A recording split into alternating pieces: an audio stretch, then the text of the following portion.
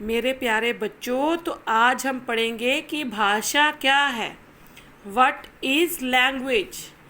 भाषा एक वह साधन है जिसके द्वारा हम अपने जो मन के भाव हैं वो दूसरों को बता सकते हैं और दूसरों के मन के भावों को हम समझ सकते हैं। इसकी मैं आपको उदाहरण देती हूँ कि जब मेरे प्यारे बच्चों आपको किसी चीज़ की ज़रूरत होती है तो आप अपने माता पिता से उसके बारे में बोल कर बताते हो कि हाँ हमें ये चीज़ चाहिए, तो उसी को सुनकर आपके माता पिता समझकर आपको वो चीज़ दे देते हैं। इसका मतलब ये है कि जो भाषा है वो आपकी बात दूसरों को समझाती है मन की।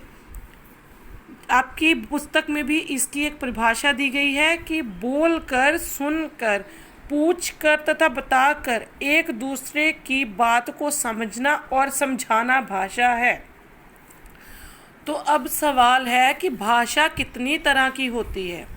भाषा के दो तरीके होते हैं, एक होता है बोलना और एक होता है लिखना। बोलना, यहाँ एक बच्चा बोलकर अपनी बात कह रहा है।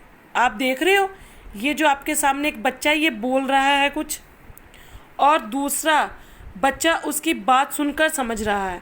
कहने का मतलब ये है कि बोलना जो है वो बोलकर अपनी बात दूसरों तक पहुंचाना। जैसे आप कोई भी चीज़ के लिए अपनी मम्मा पापा को बोलकर अपनी बात बताते हो, उस भाषा को कहते हैं बोलना। और एक होता है लिखना। जब देखो आपके सामने एक अध्यापिका है, वो कुछ आपके बोर्ड पर लिख रही है और उसको देखकर, लिखे हुए को देखकर बच्चे पढ़कर उसको समझ रहे हैं, तो ये भी एक भाषा का माध्यम ही है। तो इस भाषा को कहेंगे लिखना। भाषा के दो रूप हैं, बोलना और लिखना।